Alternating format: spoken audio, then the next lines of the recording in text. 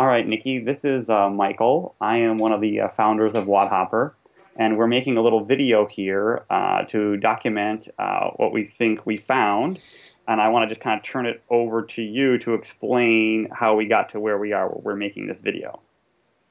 Okay, no problem. Last week, it was earlier in the week, we started to have trouble with our schedule.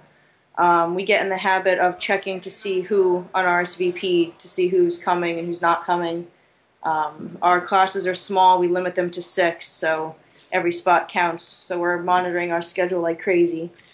And early last week, we noticed that somebody was taking people off of the schedule and using their un-RSVP name, not the same as the person that was on the schedule. So, for example, one of the things said "my spot" or "haha" or just a bunch of random letters. So I sent you guys an email and asked you to look into it for me. All right, and we've seen this kind of thing before. Every once in a while, like a disgruntled member or a competing CrossFit gym will decide to mess around with one of our customers, and we have all these different processes in place to prevent that from happening or to track down who it is. So we turned it over to Craig on our team.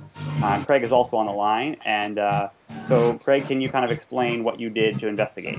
Sure. The first thing I normally do is I try to look up that member to find out who it is. This was a unique case though because this IP address was affecting multiple gyms in totally different geographic locations, so it didn't really make sense. So then I looked up the location of the IP address, and it turned out to be 4 miles away from one of our competitors. And after that, I contacted Power Hour to find out if any of the times that their site was affected, they were contacted by any competing vendors. And it turned out on 2 separate days, on 2 separate occasions from the same IP address. Let's turn it over to her. Yeah. Were you contacted by another vendor when Craig asked you that question? Yes, we were. We were contacted by phone and by email from a different company the morning that we were having trouble with the schedule. All right, and this person and this company, Eric Allen, he sent you guys an email, right? Correct. From WODIFY. Correct. All right, so here we are, and we're going to try to prove that this connection, that this was not a coincidence, that this person who is like the head of sales at WODIFY was in fact griefing your website and then calling you trying to get your business. So to do that, we're going to have you send him an email, and if he clicks the link in the email, it'll track his IP address, and it will tie it back to the person who's been griefing not only your website, but some of our other customers as well.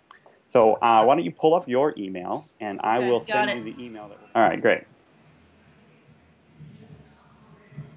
So now open that email, and go ahead and hit the forward button, which is right over there.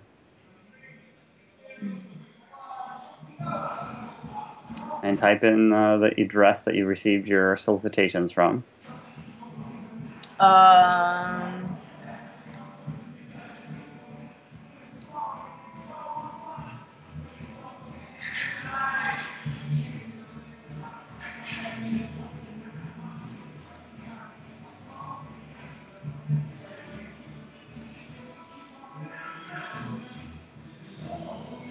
Okay. All right, and let's write this email. Let's say, Eric, we just got this email from WODHOPPER. I'm writing this, right? Yeah, you go ahead and write this. Something to the effect of, we got this email from WODHOPPER outlining their product development plans.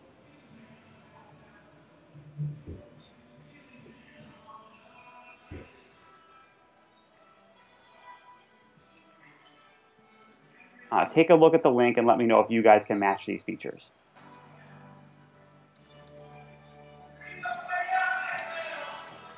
What was the last part? Let me know if you can match these features.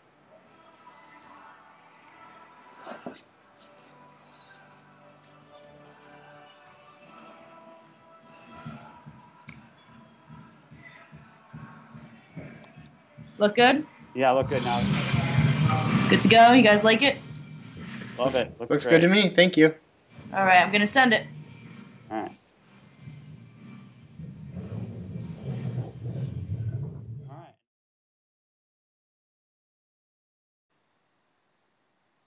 All right, so we are back. It's maybe 5 minutes after Nikki sent the email, and these logs come from our system, which show who has been connecting. The offending IP address, 50.243.86.185, just showed up in our system with the super secret ID that was sent only to him. This directly matches the IP address that has been griefing our systems across multiple customers. So I think this pretty much closes the case on who has been causing our customers trouble. And yeah, as much as I didn't want to believe it, there it is. The proof is right there.